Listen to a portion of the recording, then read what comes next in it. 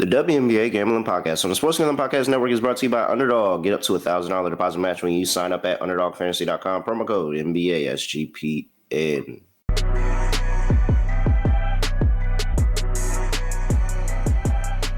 Yes, sir. We are back with another edition of the WNBA Gambling Podcast on the Sports Gambling Podcast Network. No me, no the voice, no the guy. It's me, Really Rough, Villain Rough, Terrell Furman Jr. here at your service.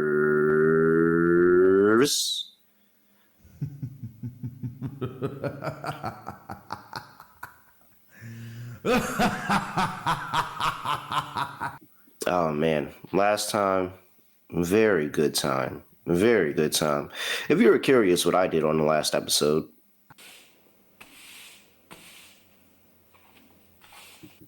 also, if you were curious on what Scott did in the last episode, also, if you were curious what we did in Underdog the last episode, I mean, just handling business. This is what we're supposed to do, Scott. This is what we're supposed to do. We're supposed to go out there and sweep, handle business, get everything done. A nice, 5-game slate, and we walk out sweeping the episode. Very good stuff. Very proud of you, Scott Studio Right Show. Scott, what's going on? Scotty, beat me up. Surprise. Yeah, feels good. We won everything. So nothing else to really add. We hit every lock and dog. We hit the underdog entry. That was 9-1 for the underdog entry. So can't complain. But either way, definitely a fun collection of games. And we got a lot of it right. So no complaints. We'll try to do it again on Thursday. And I mean, the underdog entry was so good because we were sitting there like, man, what player card do we pick? And we picked Jacquel Jones. And if we didn't pick the Jacquel Jones player card for the discount, it would have lost. She would have had 27. She needed 28.5 PRA. She had 27, but we got down to 20. And so we win. I mean, and shout out to Underdog for sending a little notification and reminding me, hey, great job selecting Jacquel Jones, because if you did it, you would have had a loser. So very good stuff here. Valkyrie's first half doesn't cash yesterday. It's all good. You know, it happens. Actually, 2 back-to-back first half non-cashes, both versus the Aces. So we'll see what the Valkyries have coming up for us in a couple of days here. But we are not talking about them today. We got 3 games to talk about on the slate today, Scott. But first, everybody needs to be locked into the Sports Gambling Podcast with their 32 NFL team previews. Make sure you go check out every single preview because they are giving out a 1-word of a 32-word phrase in those previews. And with that 32-word phrase, you can submit it at the end and have a chance to win a $1,000 circa future. $1,000 circa future. If I had $1,000 circa future, I'd put it on Joe Burrow to win MVP because clearly the MVP trophy is now a participation trophy. And being first team NFL doesn't mean anything to anybody. I mean, I don't know how we could vote you first team all pro and you not win MVP. So clearly they're about to make sure that all their beloved quarterbacks get MVP. So Joe Burrow's next on the docket. That's what I would use my $1,000 circle future on. What would you use yours on? So go lock in to the Sports Gambling Podcast, get that phrase, and get a chance to win. All right. 3 games on the slate here. Let's see whoa. First up, Atlanta Dream. Going up against your fave, Scott, the Chicago Sky are, wow. Holy shit. This was 8.5 last night when I went to bed. It's now 11. No updated injury news. So, well, I guess this is kind of an update. Ryan Howard is officially doubtful. That's an upgrade for her. So clearly not expecting to see her to play. Not expecting to see Brittany Griner play here. Maya Caldwell is out for personal reasons. Haley Van Lith is probable. Michaela Onyenwere is probable. Ariel Atkins is questionable. All right. That's it for that. And of course, Reese is out. Yes. Out. The press conference not press conference because it really wasn't a press conference, but the pregame presser for Tyler March before that last game where he went and announced, there's no timetable for her return. Yeah. So. Looking like another season that Angel Reese might not be finishing the year, which would really suck. Yeah, I can't say that I'm too surprised. I feel like back issues are always tricky to deal with, but at the same point, when your team is this bad and you're definitely out of it, is it worth throwing her out there at like 50%? Probably not. You could argue if the team was competitive and they were fighting for a playoff spot, then maybe they would try to get her back sooner. Not for this game, but maybe at some point. If we find out that she maybe doesn't return this season, hypothetically speaking, I think a lot of that might be standings based because this team stinks. Is that a fair statement? I wouldn't disagree. I mean, the Sky have been in rebuild mode since they won that championship. So yeah, pretty much. Yeah. Let's see here. Before we get to the game, though, chat, what's going on? Chat, ZB Miami was good. Don's in the chat. Andre's a lot of regulars. John dropping dimes. Camden, was I glitching? I was glitching earlier. I think you're fine now. Okay. All right. Cool. Squirrels, timeout, all that. Everybody over here in the chat. So hop in the chat, youtube.com/NBA Gambling Podcast, where we stream the WNBA Gambling Podcast. All right, Scott. So really, honestly, truly, there's been no injury update. This line has just moved 11 because people are betting the dream. Well, I find the Atkins injury news interesting because she literally played last game, and now she's back to questionable. I find that kind of weird. Well, no. I mean, no. That sounds about right. Like, no, but if you played last game, I just assume you'd be playing again. No, think of you're still in the injury report though. Think of when Braun was questionable all those games he was just questionable. He was playing, but he was just questionable every game. Like it could be that same thing with Ariel Atkins where it's like, oh yeah, you're still questionable. Like she's still dealing with the injury. It could be fine one day, flare up another day. I think if there was an official like back in the day injury report, her status would be day to day. I think that's what it would be. I think that's a good, her status is day to day. So today she's cool. She might not be good tomorrow. And that's why she's still questionable. So someone asked though, because they ended up winning last game with Atkins coming back. I know the Mystics are really bad on the road. Does Atkins playing sway you on the spread? Or do you like one side either way?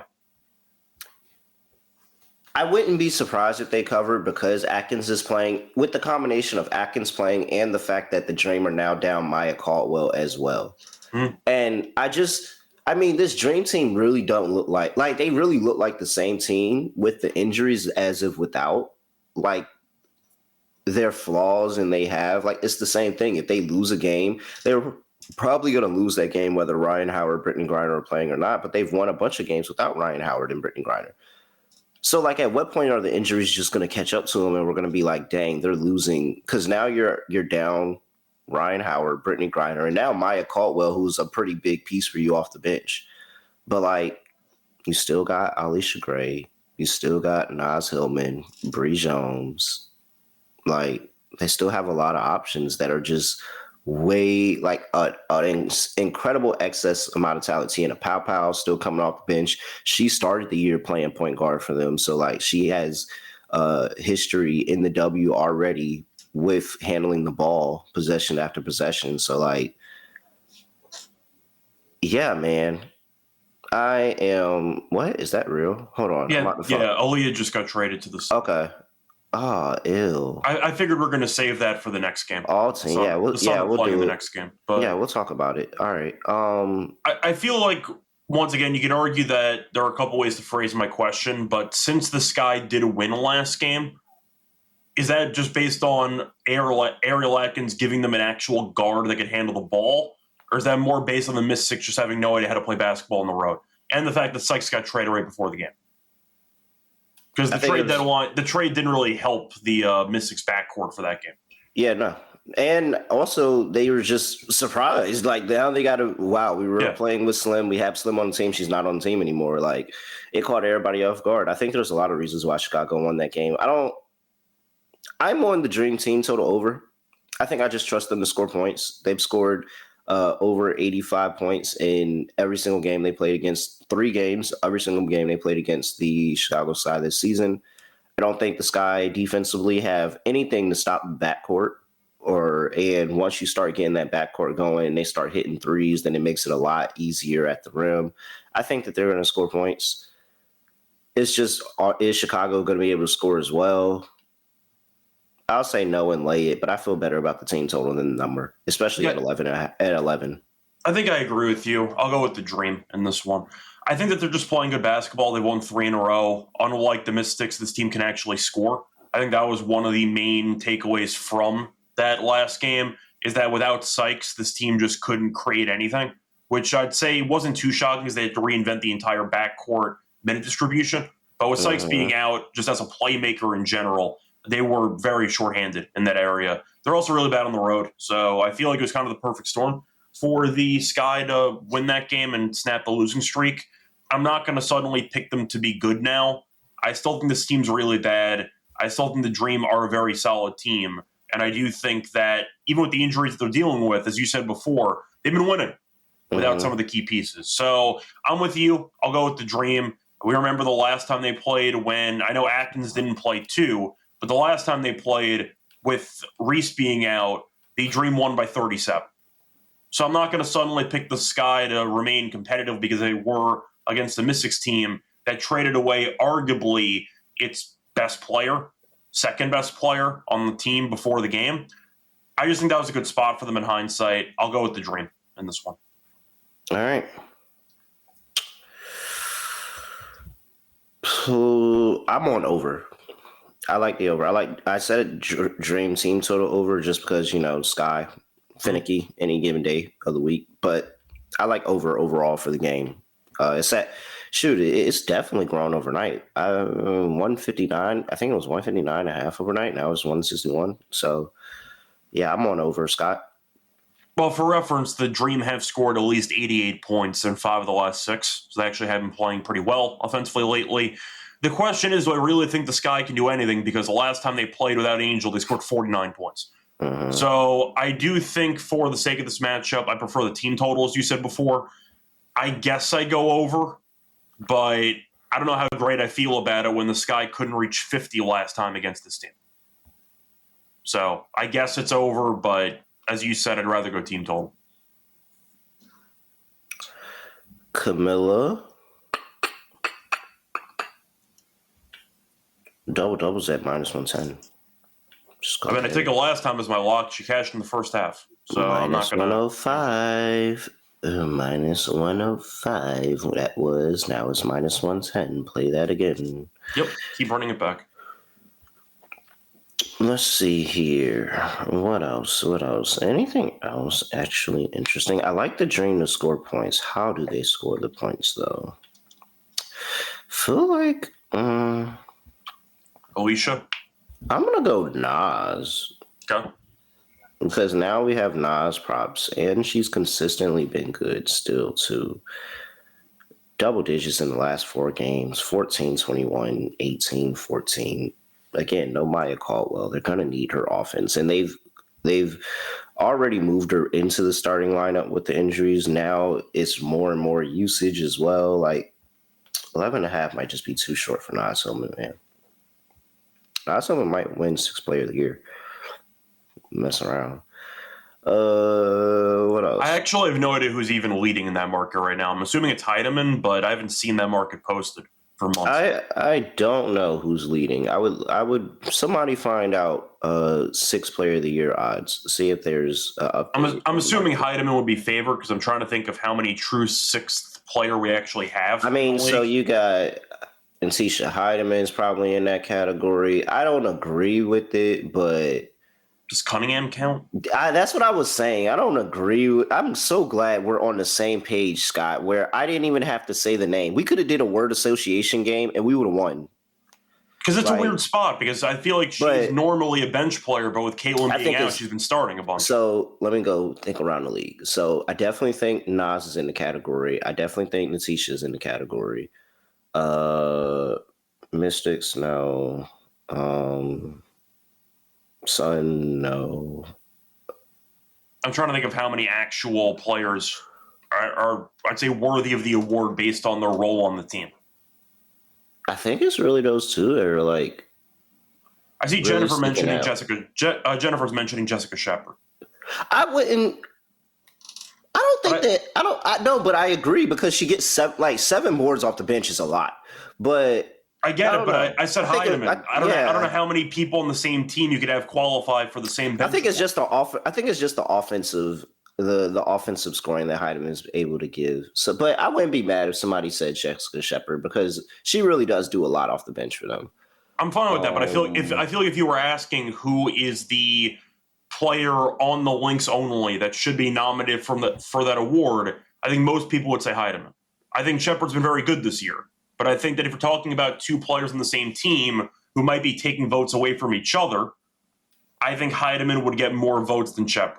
If I had to guess, you could argue that both of them are worthy of it, but it's kind of a weird award to give out because once again, it's supposed to be the best sixth player, not the best bench player. Technically, there's a difference. Yeah. So you can argue that Shepard can deserve it, but I think Heidemann is the sixth player on that team. Yeah. If there's any like legit price on Naz Hillman, I just have to assume. I wouldn't think DeWanna Bonner's going to win. I can't put DeWanna there because she basically quit on her first team. I can't put her on there. I wouldn't say she quit. We don't know what happened in that situation. T-Max is onto something though. If Jewel does play the rest of the season as a bench player, it's been working. It's been working. Now all I'm gonna say is, how many games has she already started? That's what's gonna mess her up. Yeah, I don't know if they follow the same NBA rules where you have to just come off the bench more games than you start, and then at that point you're still worthy of being, I'd say, once again, in consideration for the award. But Jewel's been incredible off the bench. I didn't say it. Everybody else did. Unfortunately, she's already started 25 games.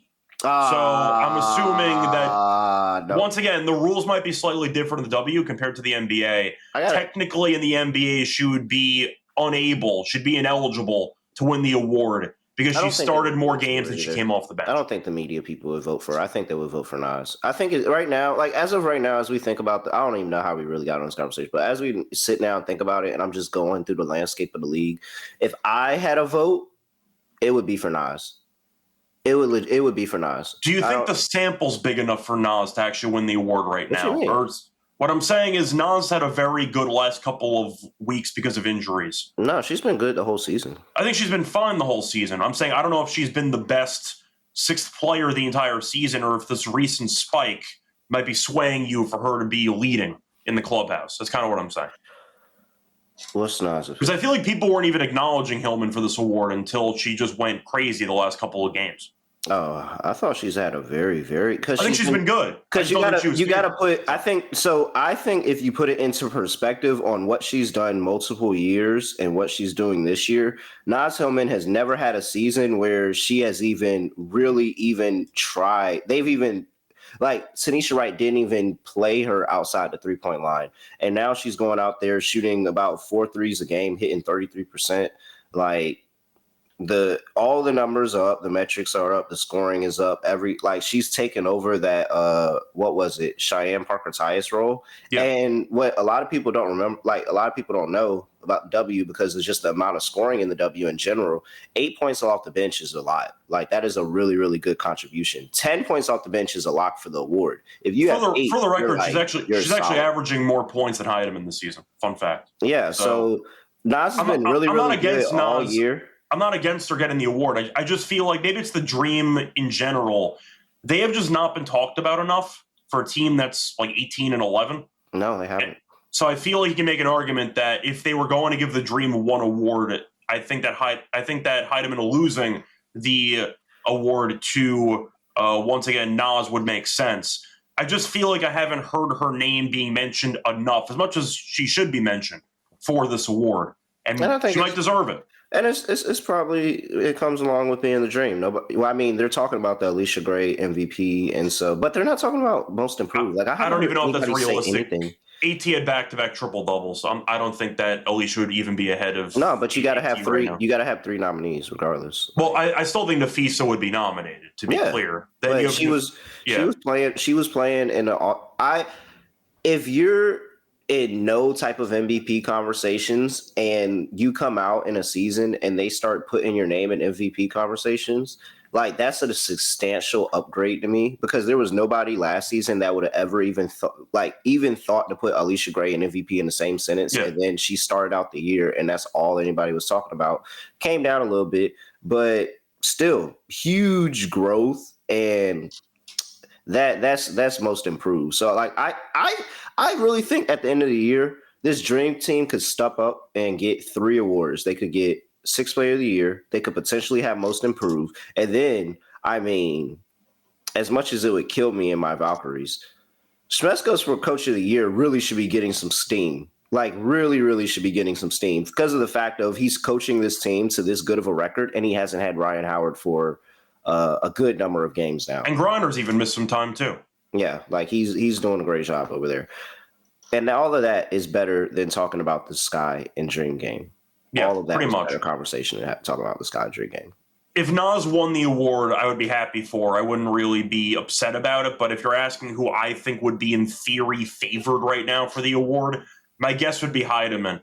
But it's a weird award to have because I don't know how many people would even qualify for the award. If you're trying to think of the 3 finalists for the award, I have no idea. It would have been Kennedy before she got hurt. Yeah, probably. Like Kennedy Burke would have been a great. I'm saying award. It's very, very slim pickings. You could also argue the MVP slim pickings this season too. So it's kind of weird thinking of finalists for these awards. Yeah.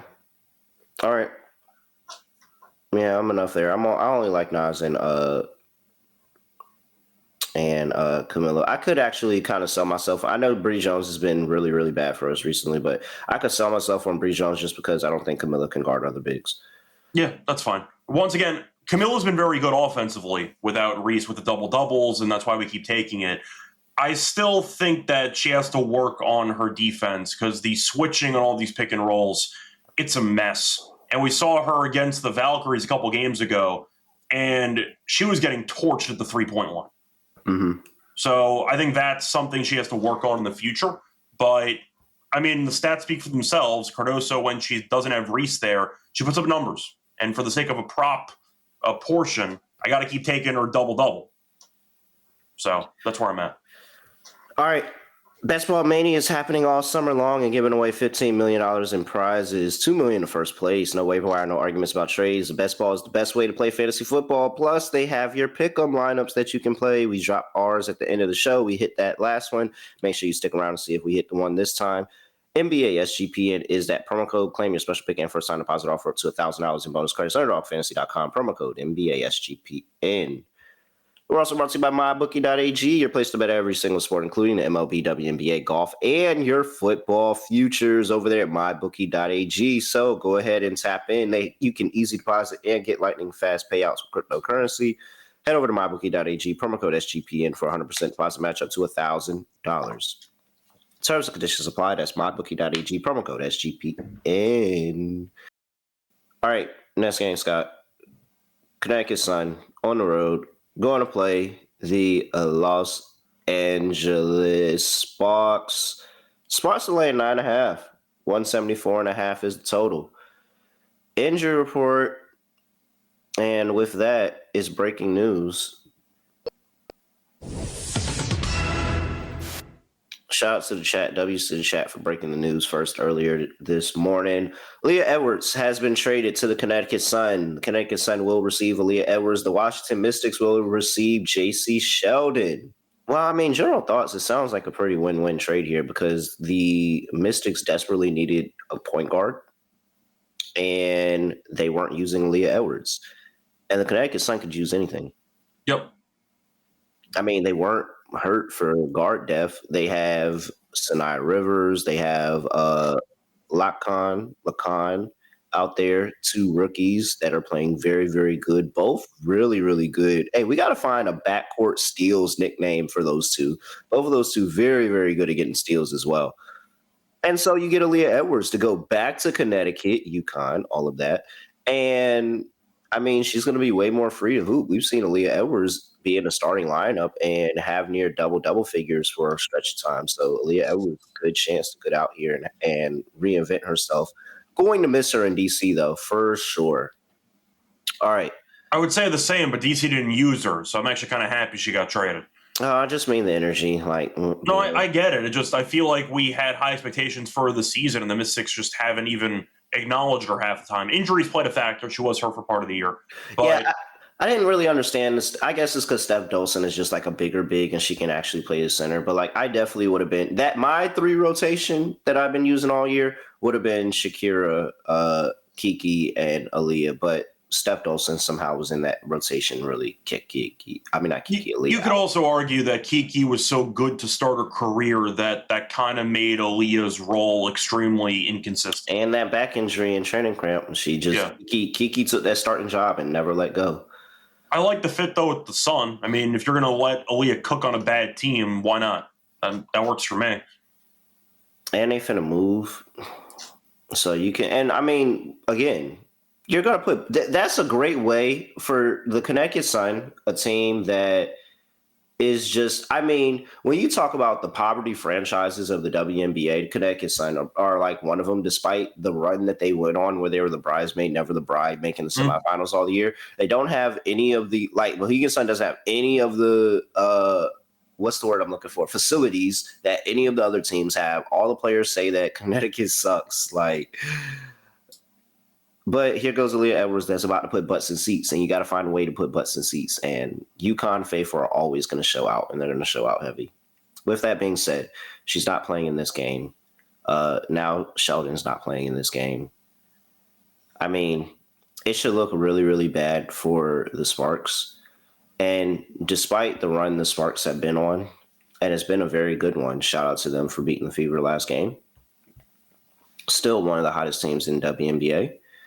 And I don't feel comfortable laying this amount of points with them. I'm sorry.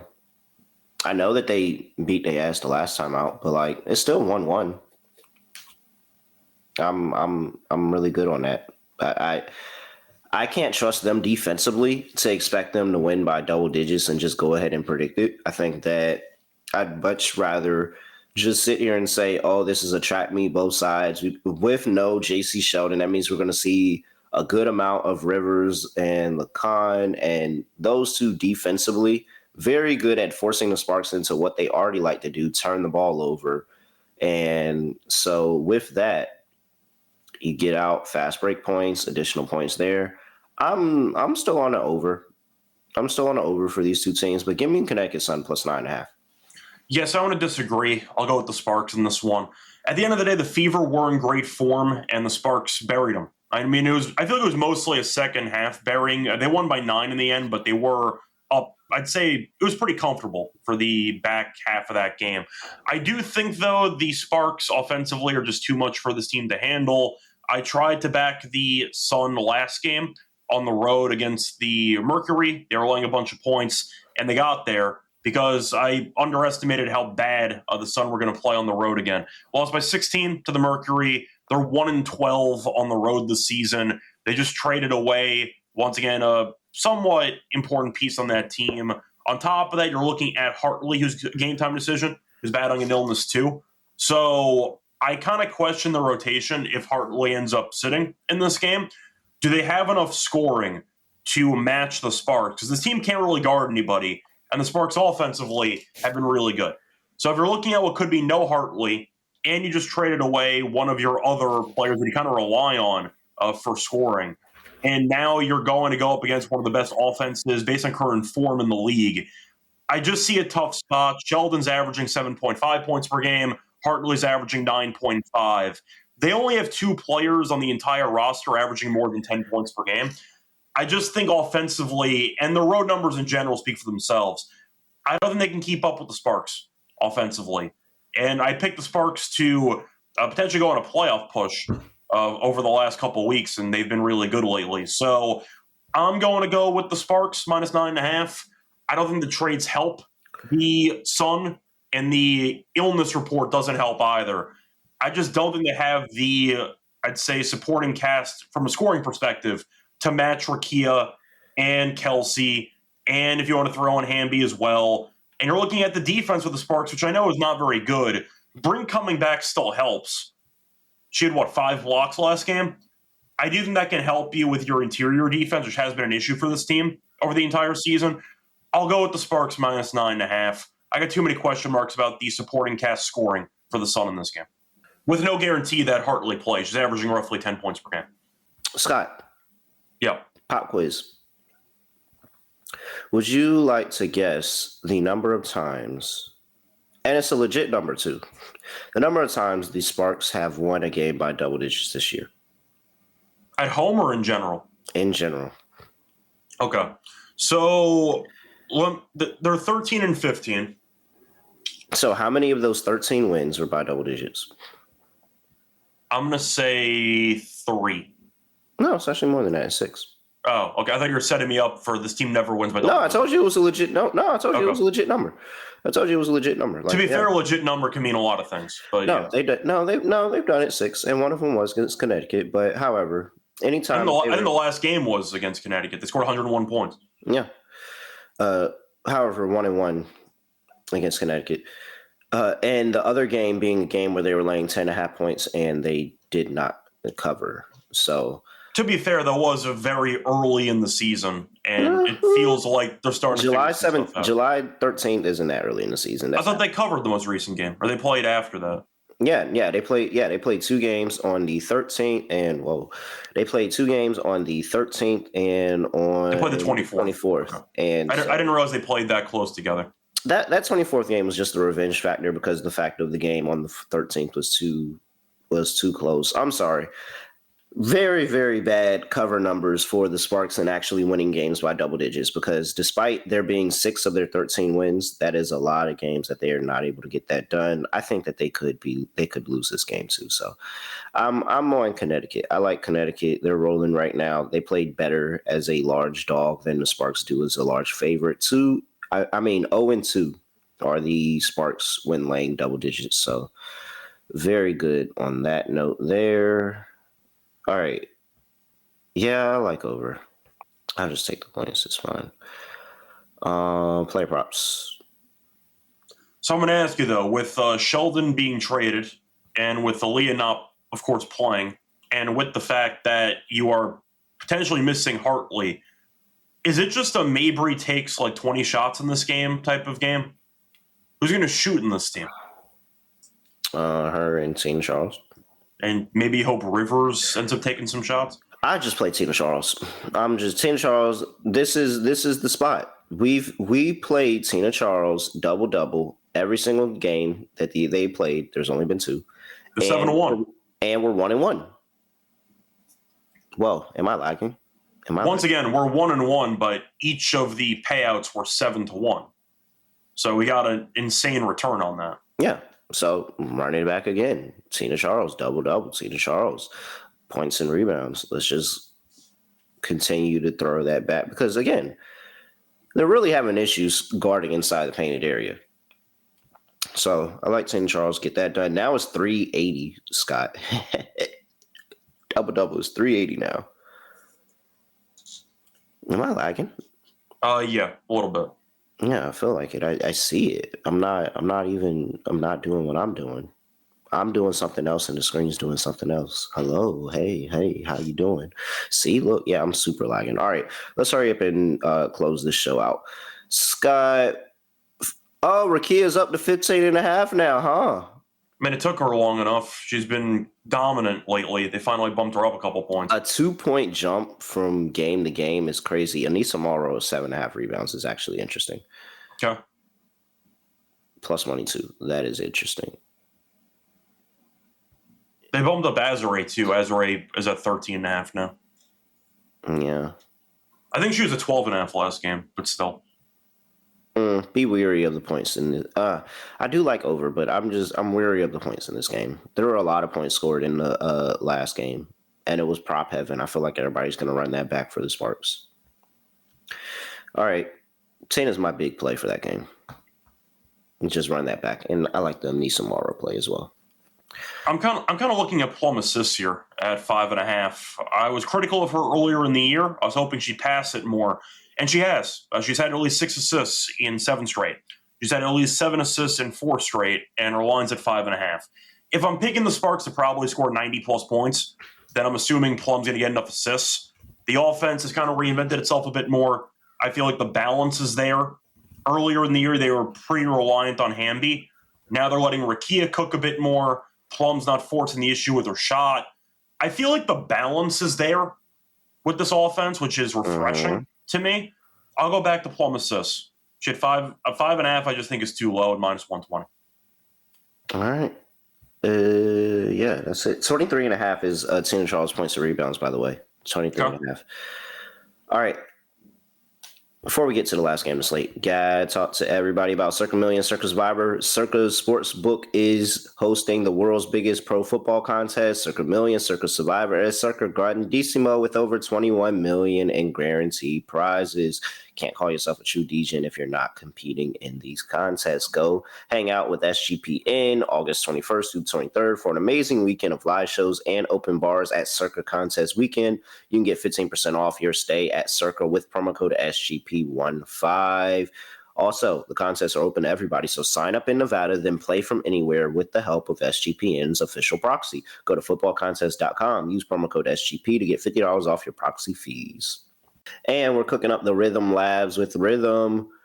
They are killing the WNBA, way over 60% hit rate in the WNBA here on the Rhythm app. Let's see what they have going for the Power Trends AI detected patterns where Rhythm's models consistently win.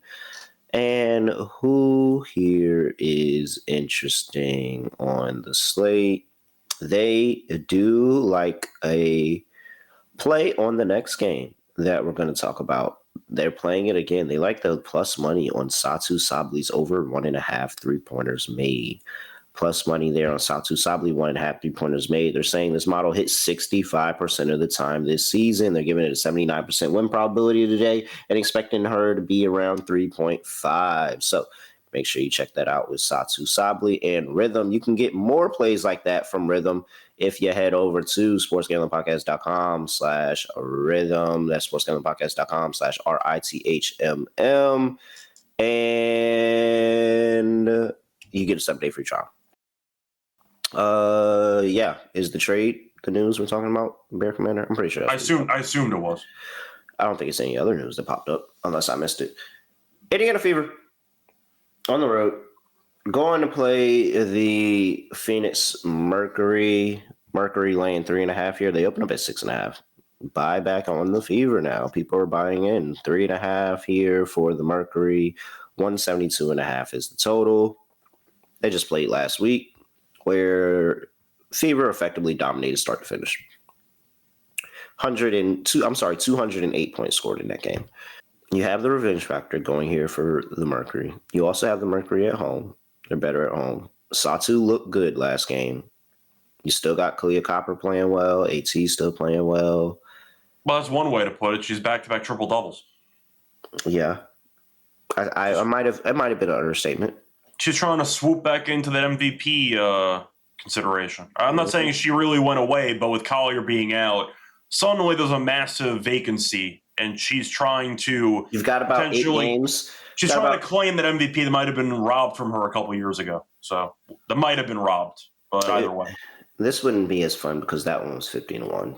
Of course. I'm just saying that with Collier being out, she took it personally to potentially get herself into the front-running spot for MVP.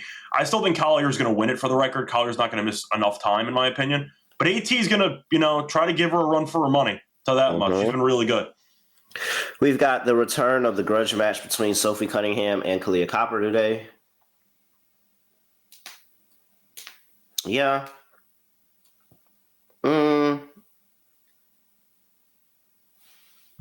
I think I'm going Mercury in this one, but Fever have been good, but I question the defense. We saw them last game lose by 9 to the Sparks. It was misleading. They were down 20 and change. They were getting killed. It was like, even though AT was killing in that game, the turnovers were, I think she had like 8 or 9 turnovers by the end of the game. Let me go see. I'm not sure because AT had, I think it was 8-8 and 8 at half. And then she kind of coasted in the third quarter and then finished with 13, 12, and 12. She ended up having 4 turnovers last game. No, not last game. She had 8 turnovers against the Fever in the last meeting, but she had 32, 15, and 7. Yeah, the 8 turnovers were, but like they were really bad turnovers, and they really just like kind of stopped the momentum, and that was what the issue was. They just kept, like, the whole team had turnover problems that game, and it just put the Fever out into a really, really big lead that they were always trying to chip into, and so I can see the revenge factor here, and the Mercury playing a lot cleaner. Offense looks a lot better. Hopefully they wake up and play some type of little bit of defense here. It was 208 points scored, 100 on both sides by both of those games.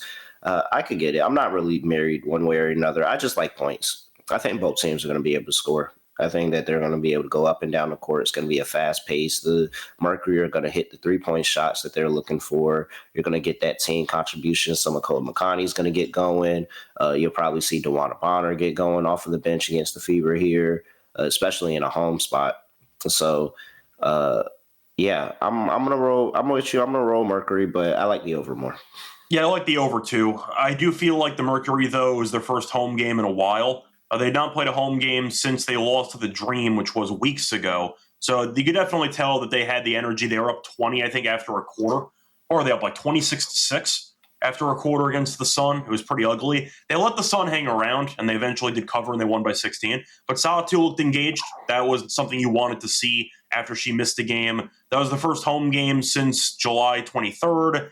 We know year after year, the home crowd for the Mercury definitely bring it. They're 18-11 this season. They are 8-7 on the road. They're 10-4 at home.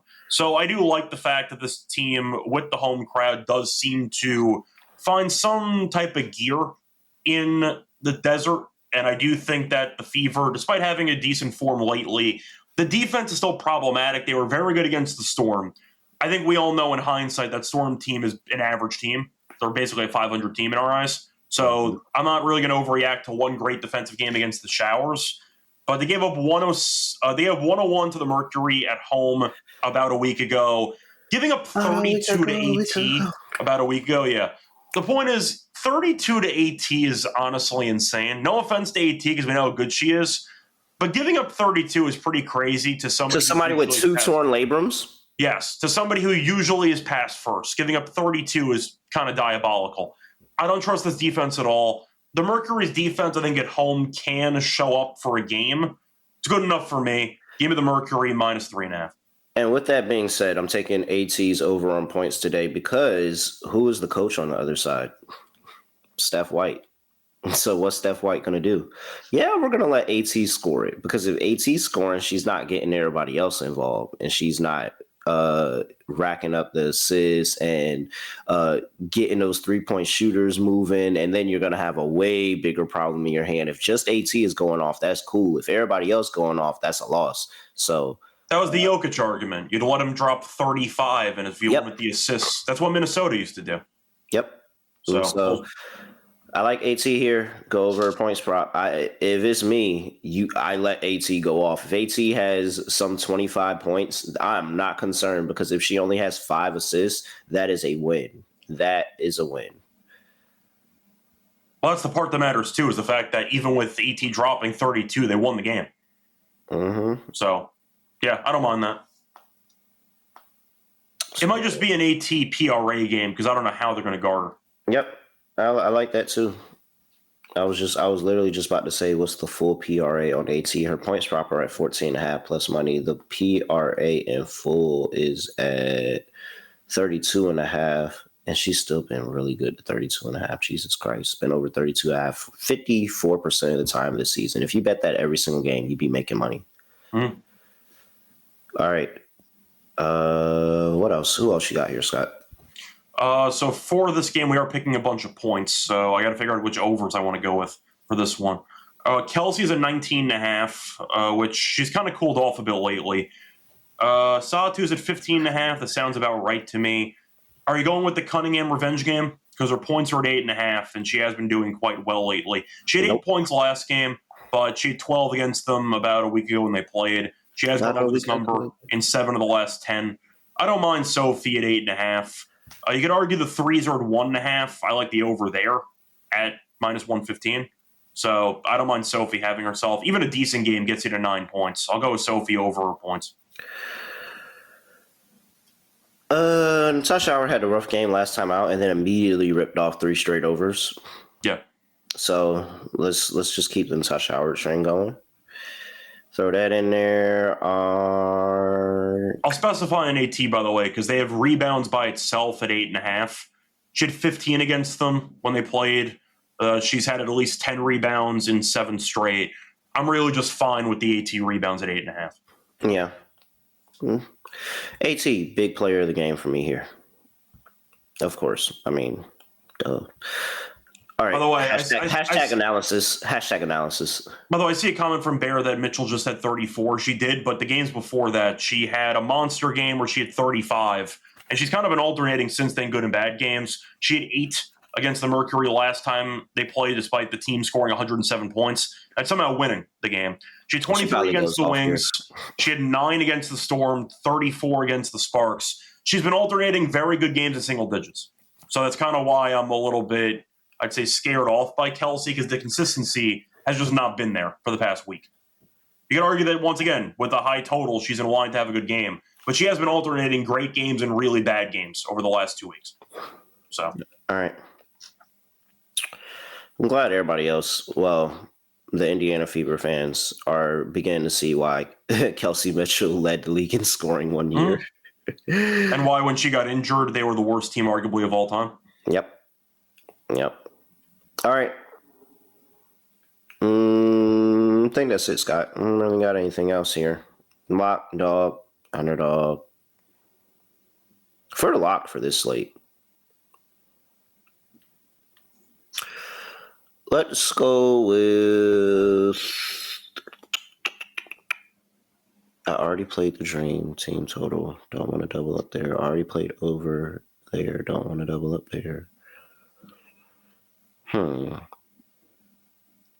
Well, just give me over in Chicago and Atlanta. That's how I'll switch it up. I'll take the over. 160.5. Chicago, Atlanta.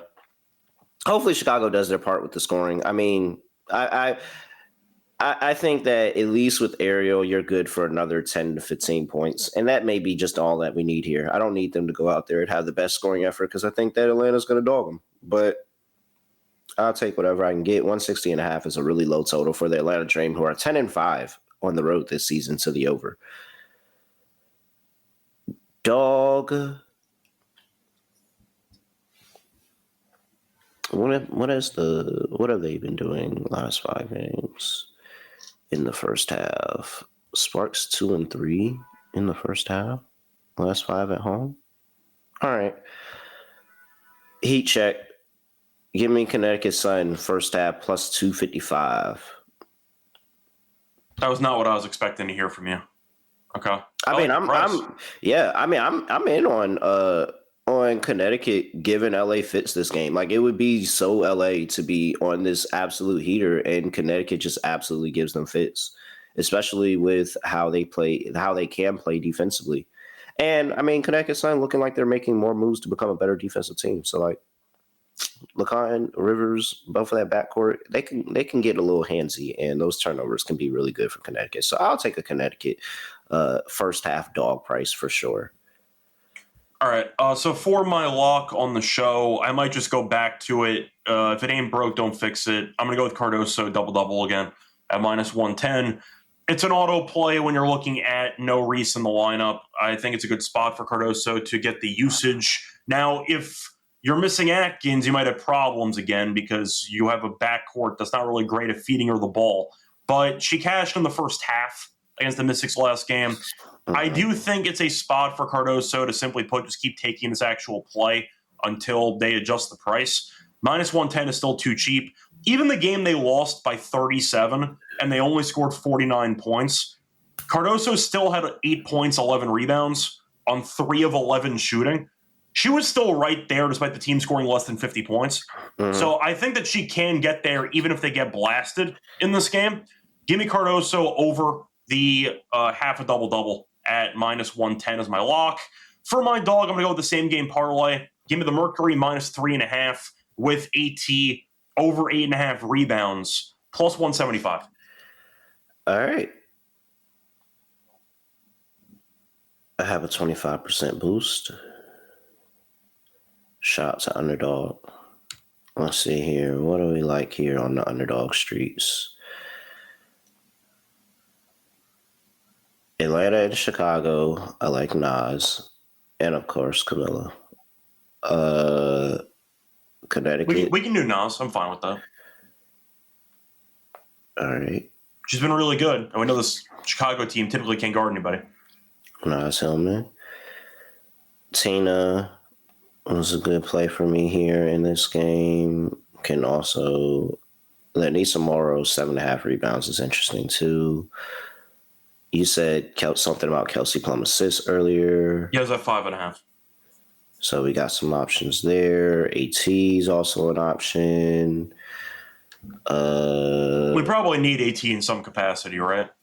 Yeah. You want to just go back to well, I don't know if we can do the RA because the last time they let her score. Do you want to go with just the R? Do you want to go with the PR? Because I thought 8.5 was too low for rebounds in general. Wow, they have so many AT props. This is crazy. Well, they should because she's had back-to-back triple doubles. No, but I mean, there's 3.5 turnovers committed here. Oh. 1.5 offensive rebounds, 1.5 steals, 2.5 free throws made. Defensive options are something unique. Yeah. Holy crap. We got to look into these a little bit more, Scott. There's so many AT props out here. 2.5 free throws made, 11.5 field goals attempted. Got to look into some more of that. Let's just put it all encompassing and put 32.5. That's fine. She's had back-to-back triple doubles, so yeah. All encompassing there. All right, let's grab one from the Sparks and the Sun. Well, you said you wanted Plum assists potentially. Unless you want to just go back to Rakia, because I'm not going to stop you if you want to back Rakia. Even though they bumped up the line, I don't know if I care. Do you care if they bumped up the line? Because she's been really, really good. No, I mean, not really.